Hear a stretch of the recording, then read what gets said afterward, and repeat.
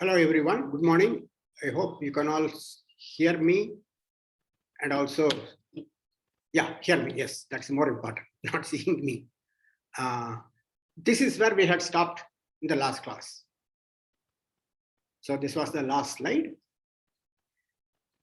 You may recall.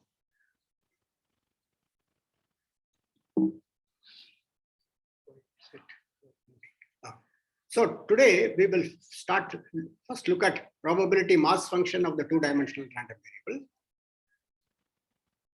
So two-dimensional discrete random variable, of course. So let x comma y be a two-dimensional discrete random variable. So we put f of xy, little f at xy, a point in R2, as probability that x is equal to little x and y equal to little y.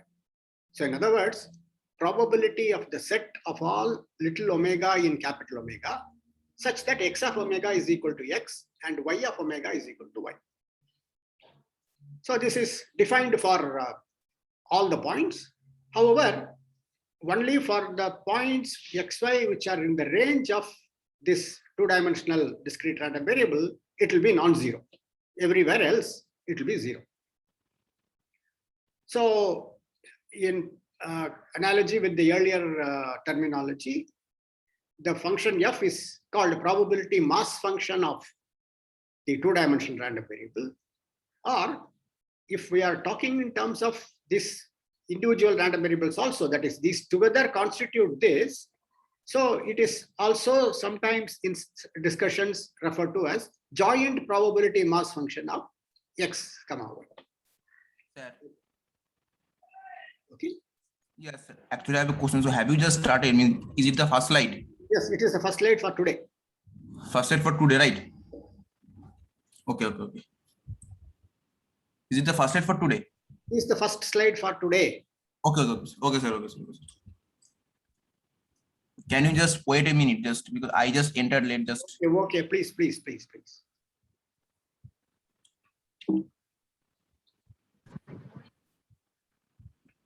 Okay, now let us go to the next one. So these facts are clear.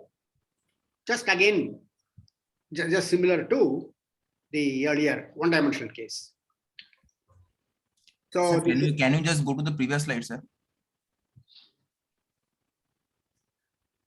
Don't try to copy down everything, just jot down only this equation is important.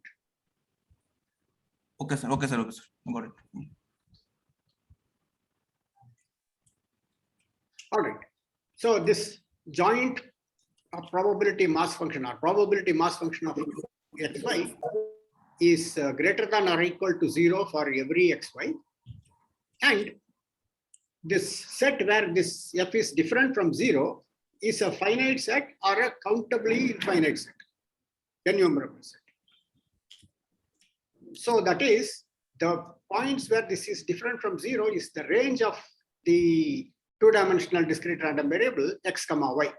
So let us write the range as a kind of sequence, x1, y1, comma x2, y2, etc., etc. And it is clear that if you sum this f xj, yj over all xj, yj, that is equal to 1. Note it down if you want. Sir. Yeah. So I have a question. So basically, so if x and y, they are two independent random variables, then I think if x what? X and y. If x and y, they are two independent random variables. We will come to soon independence. At that time, you can raise your question. Okay. Yeah.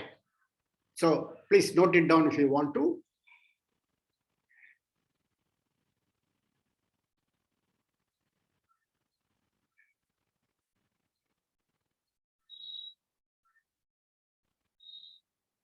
So now this, what we have, this f is the probability mass function of the two-dimensional random variable. And here, note that two one-dimensional random variables are involved, x and y.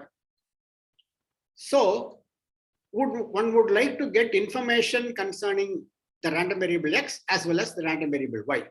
What that means is one should be able to get hold of the probability mass function of X from this fxy, f, this function on R2, and similarly the probability mass function of Y. So the probability mass function of X will be denoted by f sub X, and similarly the probability mass function will be denoted by f sub Y. So this is a small result. So the probability mass function of xy is little f, and the probability mass function of X is f sub X, and similarly for Y. Then if to find the probability mass function of X, which is f sub X at any point X, what one does is you sum over all fxy, keeping this X fixed and varying Y. So here this notation summation over Y basically means in this context summation over the set of possible values of Y, that is for which this is positive, that is over Y, or the set of possible values of Y. So note that this will involve summing over only countably many points Y.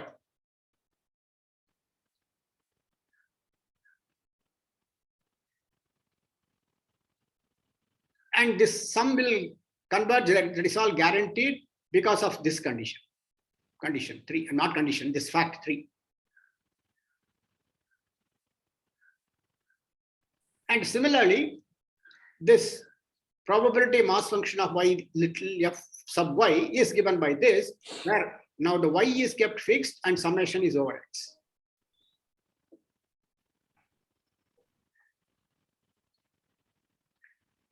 And since these things are discussed in the context of a two-dimensional or a perhaps higher dimensional random variable, this f sub X and f sub Y are called marginal probability mass function of F. Sometimes marginal mass functions of xy also.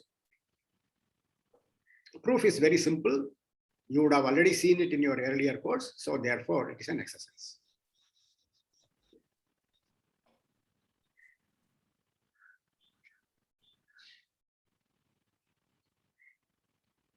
Okay. Let me go to the next slide. Some comments. So in this thing, in this result, how to get hold of the probability mass function of X, we have sort of found. What about expectation? So suppose expectation of X exists.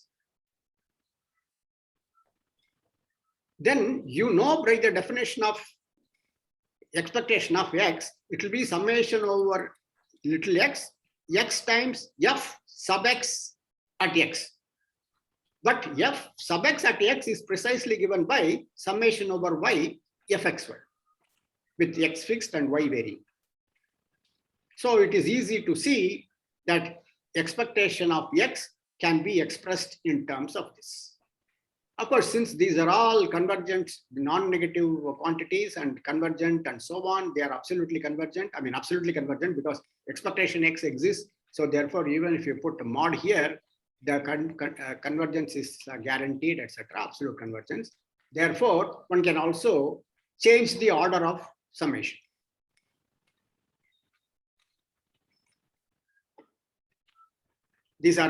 These kind of things will follow from what you have already studied in analysis last 2 years, or later on from measure theory for those who are doing measure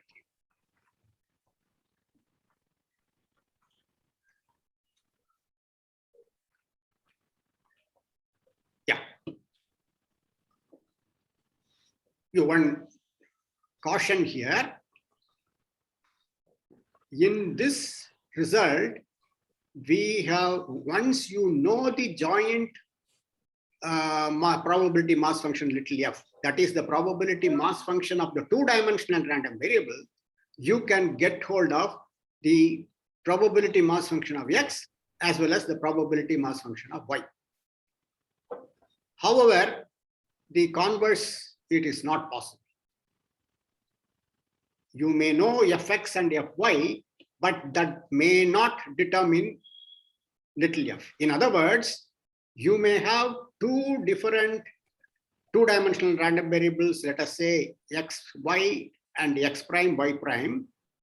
Both of them may have the same marginal distributions, but they are quite different. Okay. To get a counterexample, I leave it to you. You would have already seen in your earlier course, but it is very simple counterexample. Okay.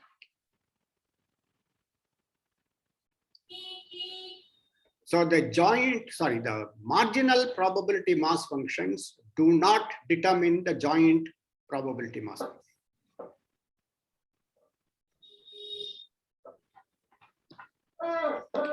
I think somebody's mic is this thing may have to be closed, I think.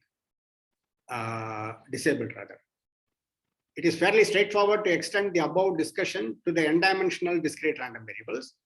So, for example, the analog of that thing concerning the marginal probability mass functions, we will give as an example.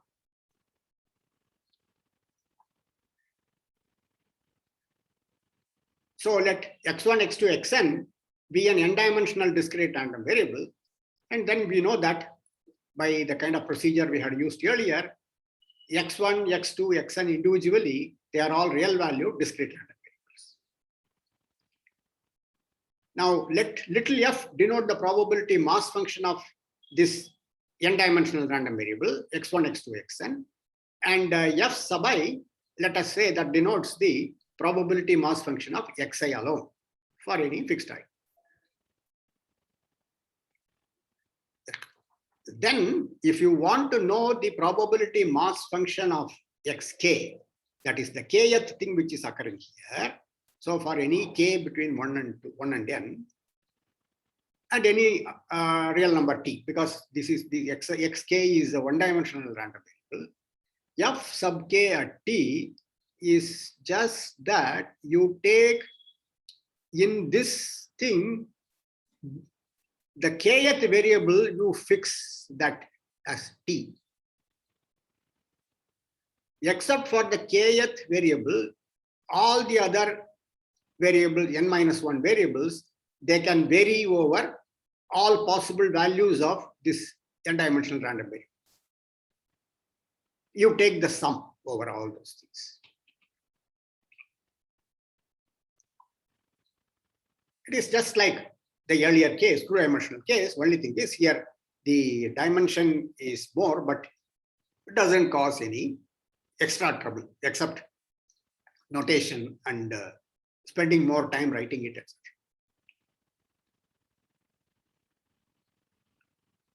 So, but sir, how can you ensure that the sum is a countable sum?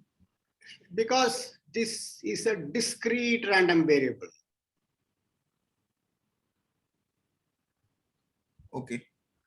So no, that will what be, I am asking is that in the summation, so epsilon 1, epsilon 2, they are varying in which range? In case of continuous, it will be integral. That's all. There is no integration here, please. We are in discrete random variables. Yeah, I know, sir. I was just telling that if like no, please. If they are real variable, the summation would be replaced by integral. Please. We are not talking about as such real value, general real value variables. Okay. I see, sir. Yeah, sir. So please, that kind of a comment can confuse. Huh? Okay. No, but sir, I have a... Please, will you listen to me? Now, this is an n-dimensional discrete random variable. Therefore, by definition of n-dimensional discrete random variable, the range of this n-dimensional discrete random variable will be a finite or a denumerable set in Rn. Okay? So, yes. Any subset of this is also going to be a finite or denumerable. Note that this summation will involve only countably many points. And the convergence is guaranteed because of the analog of this in the n-dimensional case. Okay? Analog of this would be F xi1, xi2, xi, yeah. I got it, sir. Got it. Yeah, okay. Thanks.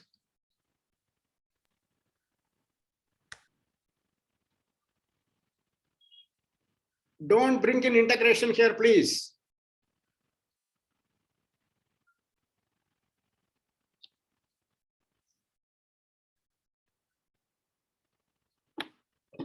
Whenever we use the word discrete, etc., already sort of summations will be involved.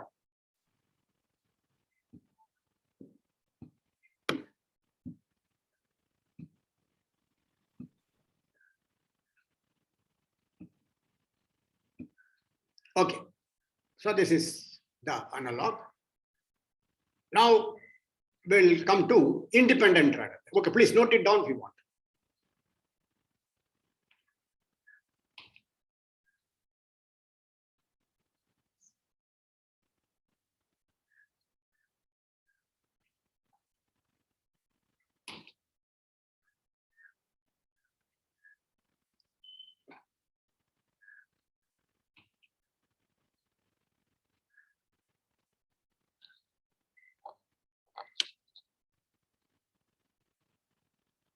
All right. Independent discrete random variables.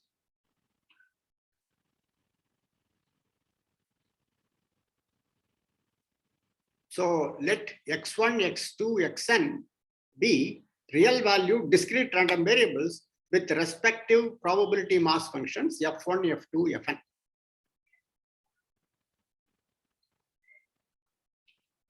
Let f be the joint probability mass function of x1, x2, xn.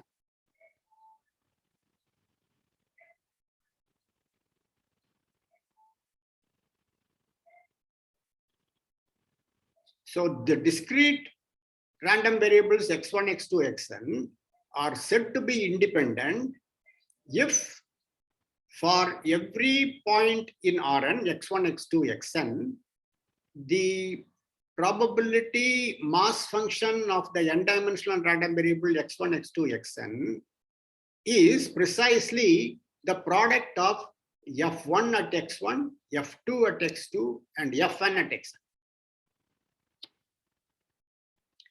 If this holds for all x1, x2, xn, then we say x1, x2, xn, these are independent random variables.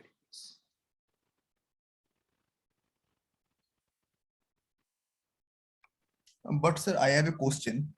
Yes, sir.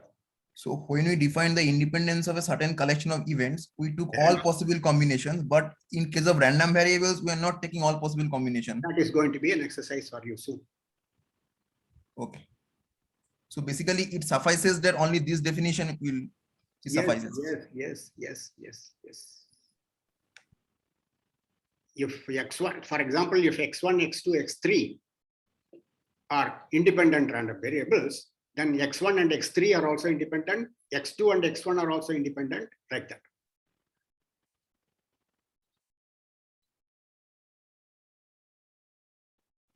Okay.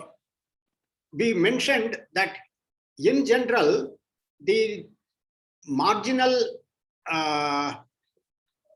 probability mass functions do not determine the joint probability mass function. However, if you know a priori that the guys x1, x2 are all independent random variables, then because of this equation, that is spacesuit equation, the joint probability mass function is determined. Okay. However, the a priori being given that these are independent is a very, very, very powerful information.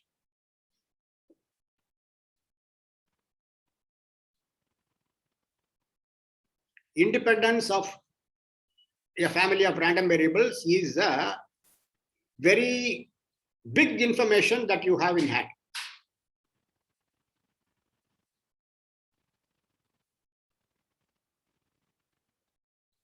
So because of that, this is possible.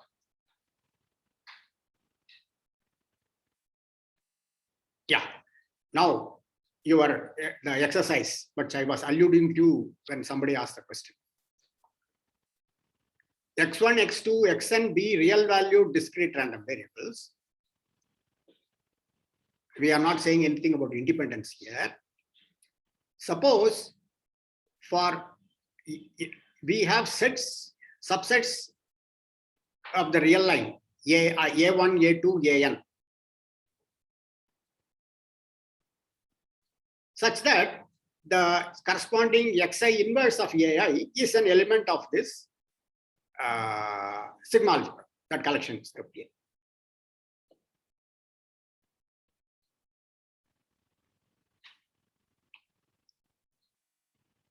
So these are all events. These are members of this script A. So by our earlier agreement, which we made last few classes, these are all events. So you have here n events. So this exercise is, you show that the random variables x1, x2 are independent discrete random variables if and only if these n events are independent. For any kind of subsets Ai which have this property.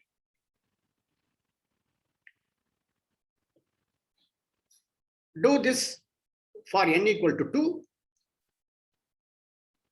and also n equal to 3.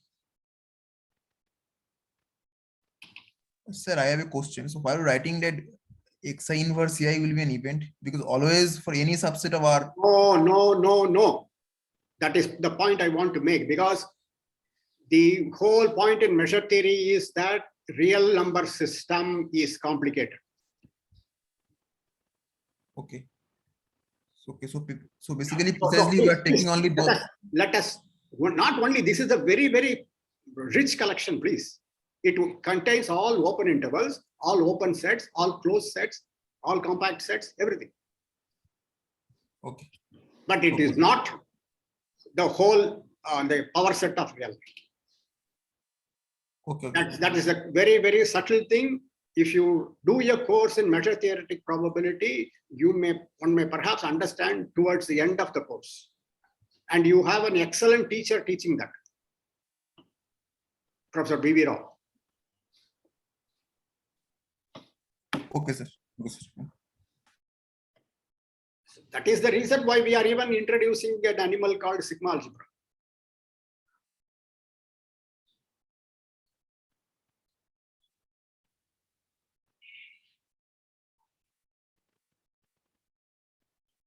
The point is that when we are dealing with the discrete random variables and also certain aspects of what you have studied as continuous random variables earlier, certain things or quite a few things could be done without measure theory.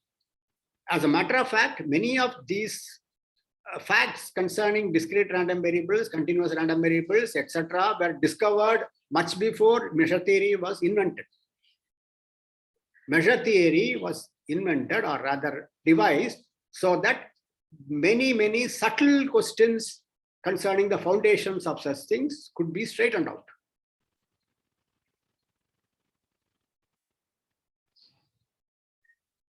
So all these things might perhaps serve as a motivation for studying measure theory. See, measure theory, logically speaking, it becomes important to study probability. But from the point of view of teaching pedagogically, doing certain things before that, which are more intuitive, becomes a driving force for you to get curious about measure theory and study it. So the pedagogical order need not be the same as the logical order.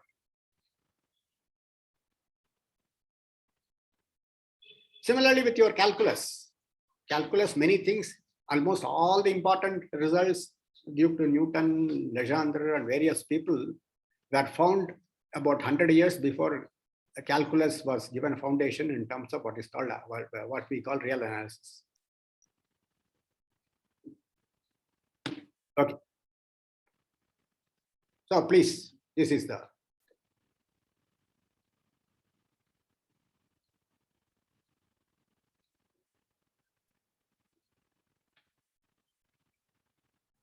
All right. So let X and Y be independent discrete random variables, just two. Let U and V be, let us say, continuous functions from R into R, because continuous functions, you don't have any trouble about various things. It can even be piecewise continuous, things also can be taken into account, but not any general function. Just like not any general subset AI here. Okay. Put U, capital U equal to little u evaluated at X and capital V to be little v composed with Y. So this is the composition of two functions, namely the function X, which is from the basic probability space to the real line, and this. Then U and V are independent discrete random variables.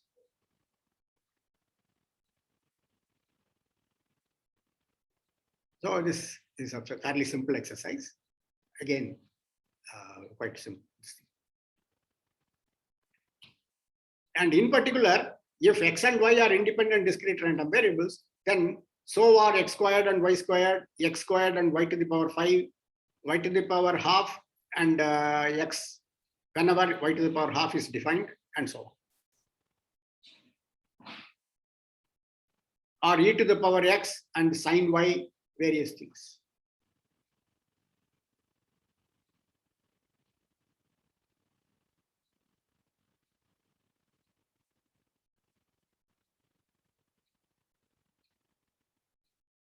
More general than this, for the n-dimensional case, that we shall assume. Okay, it is just it is not again very difficult to show, but it is just notationally nuisance, and we will not bother about it. Sir? Yeah. Can you show the previous slide just for a second? Yeah, sure.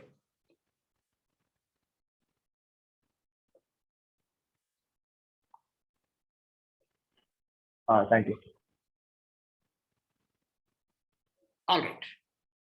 Suppose x1, x2, xk, and xk plus 1, xk plus m. They are k plus m independent discrete random variables.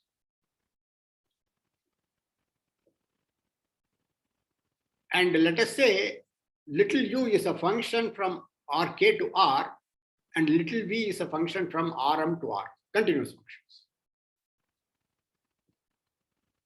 Put capital U equal to little u composed with this k-dimensional random variable. And similarly, capital V is V composed with this m-dimensional random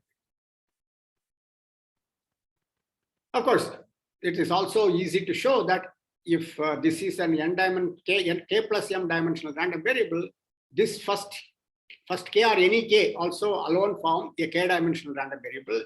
And similarly, any m alone form m-dimensional. Then U and V are independent discrete random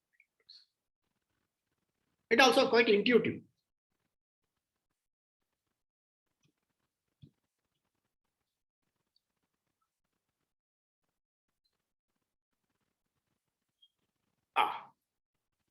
Sir, I have a question. Yeah, in this slide. So basically here the k random variables and the remaining m random variables, we are taking their disjoint sets.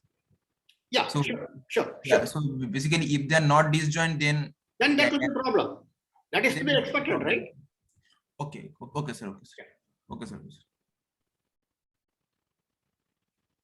That is to be expected. If you say that x1, x2, x3 are independent random variables, and one function depends on x1 and x2, another thing depends on x2 and x3, there will be a problem with that resulting two random variables.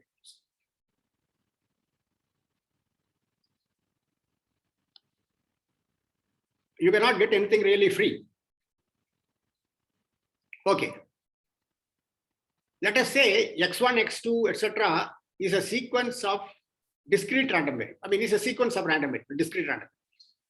We say this sequence is a sequence of independent discrete random variables if for each n greater than or equal to 1, x1, x2, xn are n independent discrete random.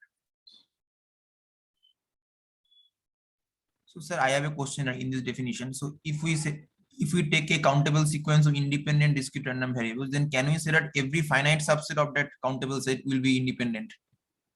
Of course, that is a subcollection, right? Yeah, but in the definition, you're only insisting that whenever we're taking the first n of them, they are becoming. No. Supposing we say, suppose you want to say x1, x2, and x10. Yeah, x1, x2, x10 say, yeah, are independent. You take up to x1, x2, x10, and then that x1, x2, x10 is a projection, 3-dimensional projection of the 10-dimensional random variable x1, x2, xn. Okay, I got it. Okay. Yes, sir. Okay. So, okay, note it down if you want to.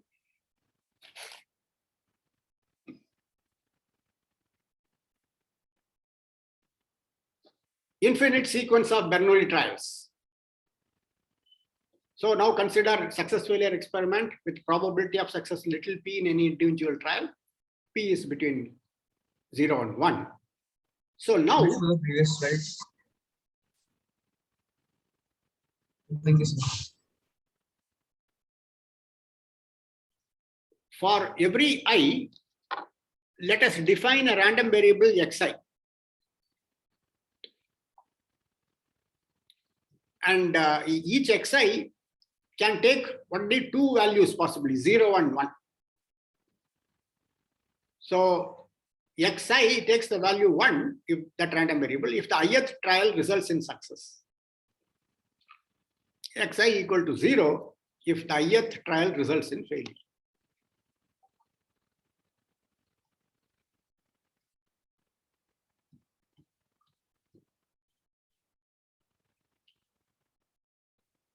So range of each xi is the 2-point set 0, 1. Probability xi equal to p, and that equal to 0 is 1 minus p. So such a random variable is generally called a Bernoulli random variable with parameter p.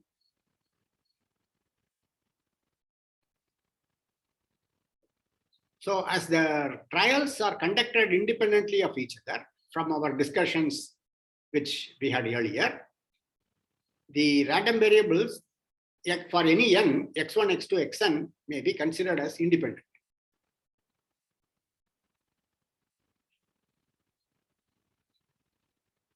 So this intuitive or intuitively descriptive way of saying that the trials are conducted independently is sort of the mathematical way of putting it is x1, x2, xn, these guys are independent random.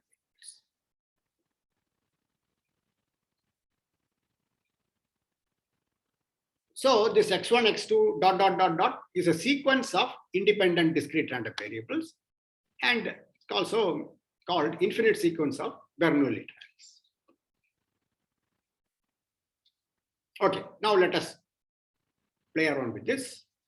So, yeah, small exercise for you, which we have basically seen already earlier. Xi as above, say x1 plus 2 xn show that it has a binomial distribution with the parameters n and p.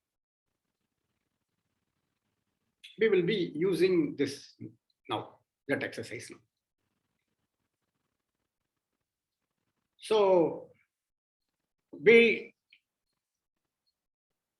denote by W1 the number of trials until the first success.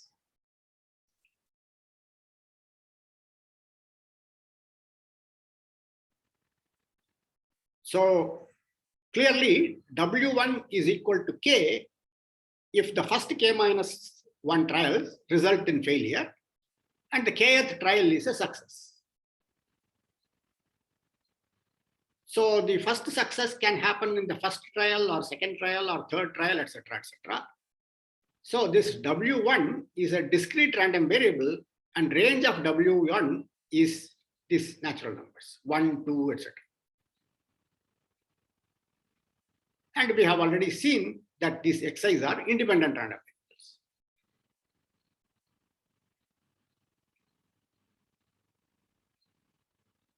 variables. Okay. Now let us look at, so please note it down if you want.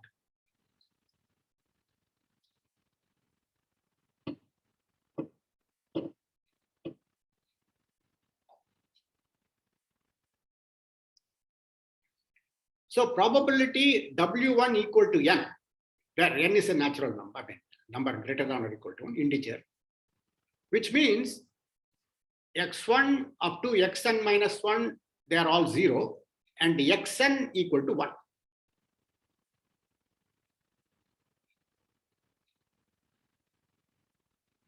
So since the Xi's are independent random variables, this joint probability is a product of the individual probabilities. So each of this first n minus 1, those guys are each 1 minus p, and this one is p. So you get this is equal to 1 minus p to the power n minus 1 times p for n equal to 1, 2, etc.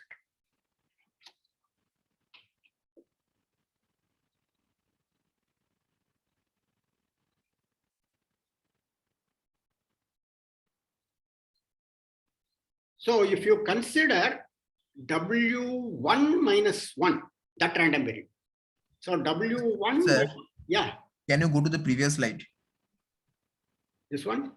Yes, yes, yes. This is also part of this. Okay, okay. I missed actually. Yeah, okay, fine. Yes, sir, fine. Fine. So if you now consider W1 minus 1, W1 minus 1, note that it's the number of failures before the first success. So this is same thing as probability W1 equal to K plus 1. So you put in this expression n equal to K plus 1, you see this. And this precisely, and now this W1 minus 1 can take values over 0, 1, 2, etc. So if you look at our geometric distribution or density, you note that W1 minus 1 has a geometric distribution with parameter. So you see how geometric distribution arises in natural fashion. So the number of failures before the first success.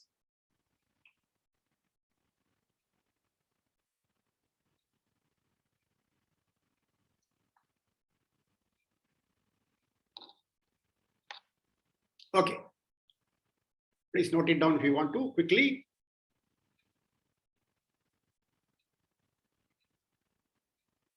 Now let R be a positive integer.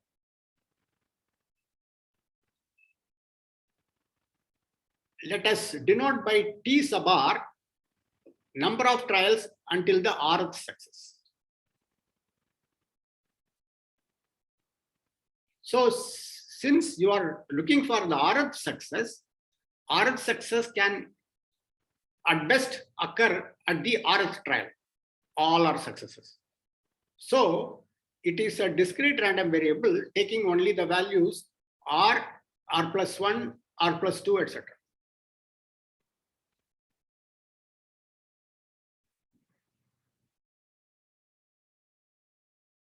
So clearly W1 is same thing as T1. T1 and W1 are same.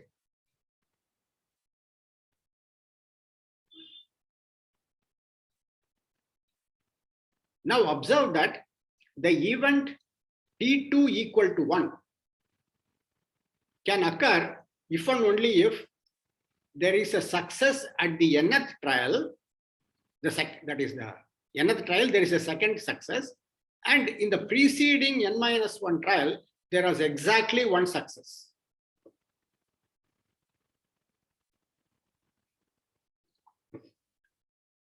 Consequently, the event T2 equal to n is the intersection of the two events x1 plus x2 plus xn minus 1 equal to 1 and xn equal to 1.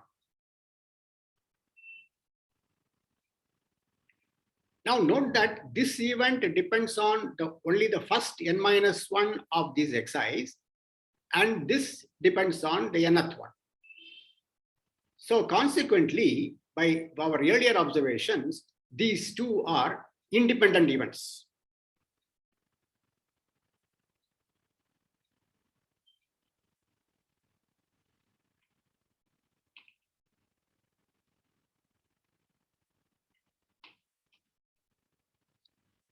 Okay. So using appropriate earlier stuff, so verify that this and this that I just now mentioned, they are independent events. And also note that this guy x1 plus x2 plus xn-1 has a binomial distribution with parameters n-1 and p. So therefore, probability of T2 equal to 1 is the product of the probability of this event and the product and the probability of this event. And this random variables distribution is binomial with those parameters. So if you write it down, you have this.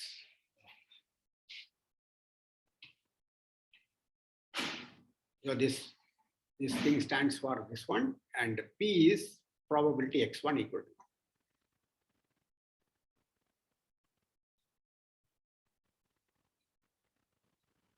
1. So this is the probability. T2 is a random variable which can take values from 2 onwards, 2, 3, etc., etc.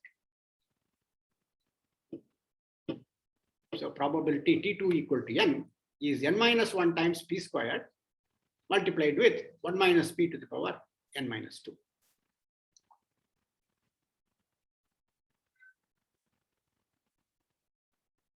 Now let us denote W2 is equal to T2 minus T1. Note that T2 will always be bigger than T1, strictly bigger than T1.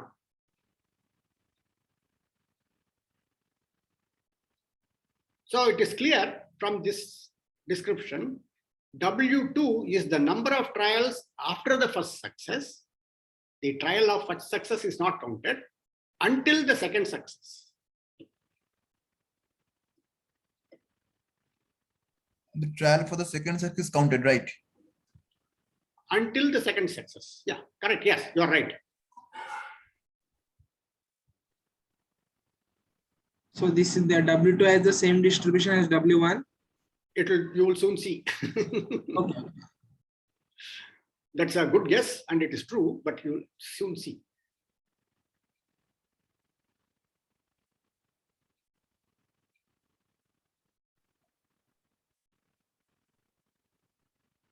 So now observe that the event W1 equal to N1 and W2 equal to N2 can occur if and only if among the first N plus 2 trials, only trials N1 and N1 plus N2 are successes. All the others are failures.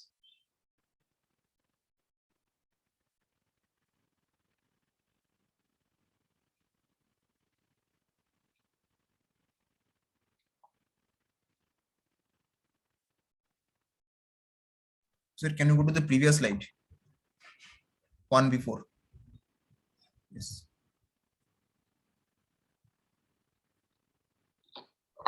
Okay. Okay, sir. Okay.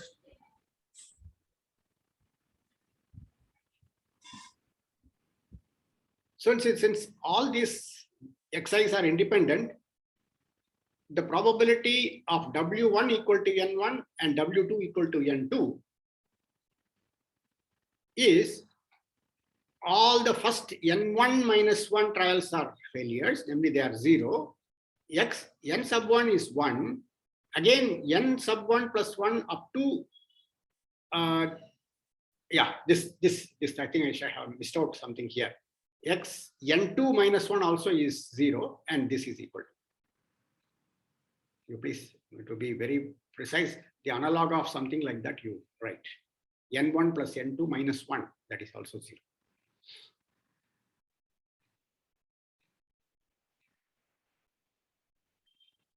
So you can easily see, since these are all independent random variables, this is 1 minus p to the power n1 minus 1. So that covers the thing up to that. Probability x1 equal to 1 is this guy, little p. And this and 1 just prior to this is n2 minus 1. So 1 minus p to the power n2 minus 1 times p.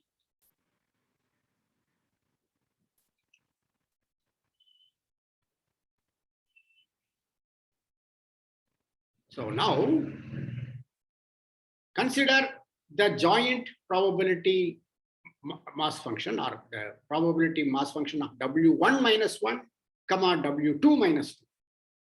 W1 minus 1 is the number of failures till the first success. W2 minus 1 is the number of failures after the first success and before the second success. So probability W1 minus 1 equal to M1 and W2 minus 1 equal to M2. From this thing, you can easily find it is P times 1 minus P to the power M1 multiplied with P times 1 minus P to the power M2. And this individually is a geometric density, and this again individually a geometric density with parameter P. So the W1 minus 1 and W2 minus 1, they are independent discrete random variables, each having a geometric distribution with parameter P.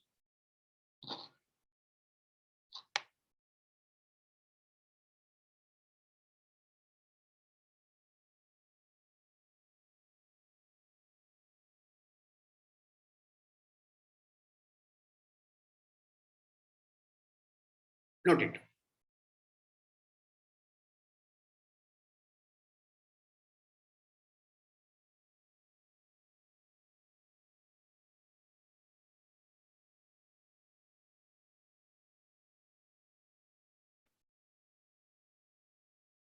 All right. Yeah.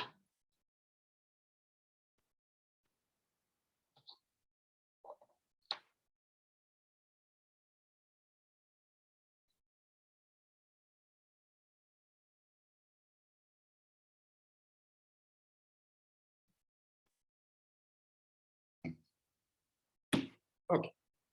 So again, now I recall something which you have already seen quickly: covariance, correlation coefficient, etc. So let xy be a two-dimensional discrete random variable with range b and probability mass function f, little f, the two-dimensional random variable.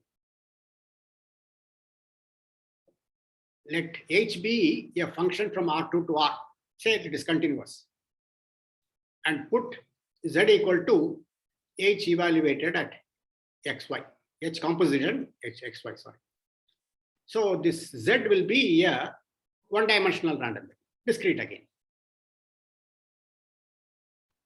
So similar to what we have seen earlier, we say that the random variable z has finite expectation if mod hxy multiplied with fxy, and that is summed over all the xy in this countable set B is finite. In such a case, we can define expectation of this guy z as the same thing without that mod, similar to what we have done here.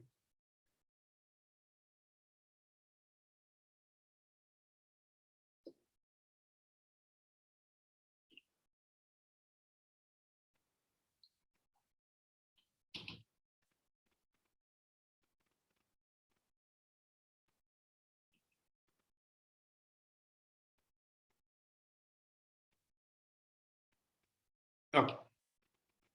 So next slide.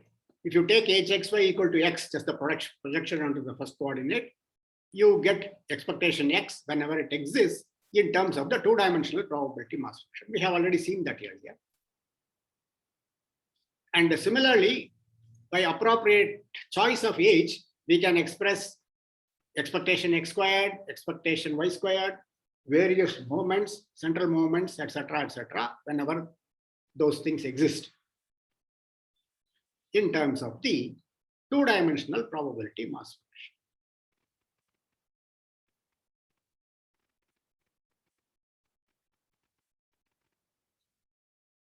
Yeah. Right.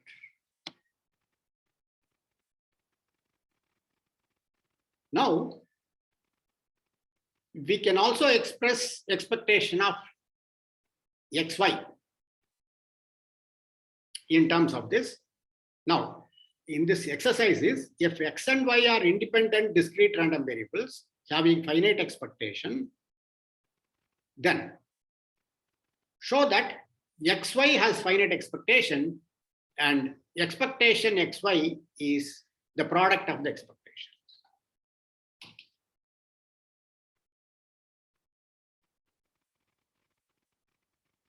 For non-independent random variables, this may not be true.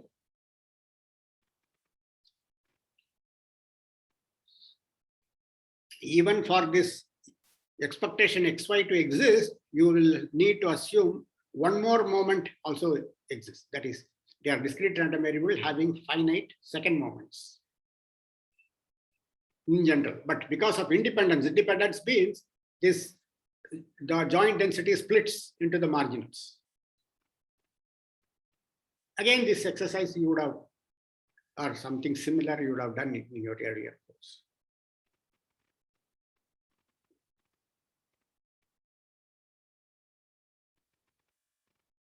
So let us say xy is a two-dimensional discrete random variable such that x and y have finite second moments.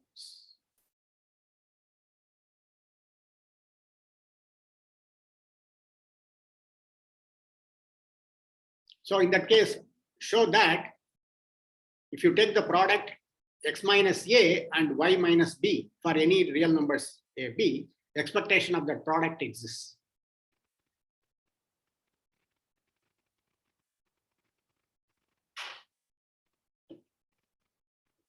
Basically, you have to use alpha times beta is less than or equal to something involving the squares. And in such a case, the variance of x plus y exists.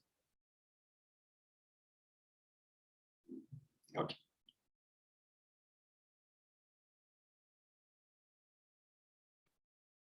So this leads to the definition of covariance. In your stat courses, again, you would have seen these things.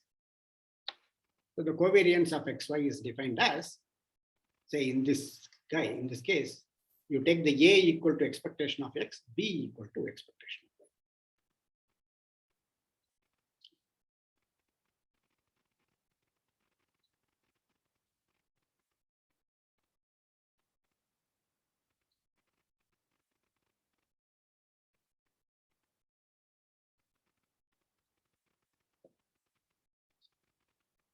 Right.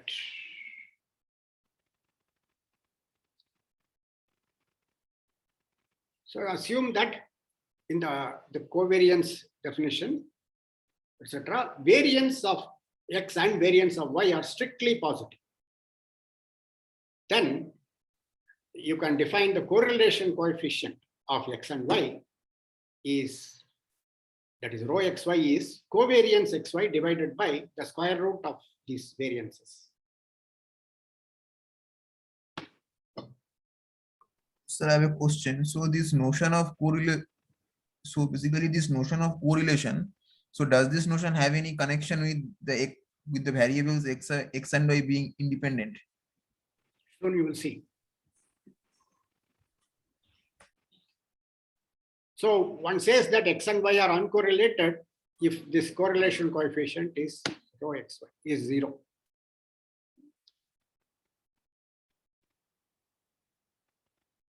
Actually, in this slide I have not included, but I have included in the notes for your thing. Okay, this is a, if x and y are, it's a two-dimensional discrete random variable, and then let's say they have second moments, you can show this. This again you would have done in your earlier course, I'm pretty sure. Variance of x plus y is variance x plus variance y. So if X and Y happen to be independent, then it follows that X and Y are uncorrelated. That is, this is 0, rho XY is 0, but the converse is not. So if they are independent, then this guy will disappear. So for independent random variables, variance X plus Y is equal to variance X plus variance Y. So that is this is the last slide for the day. Oh, it's almost time. I am nowadays talking too much. Maybe I should stop the session somewhat earlier. Okay, I shall stop sharing now so that you don't get late for your next class. I will end the session now, end the meeting.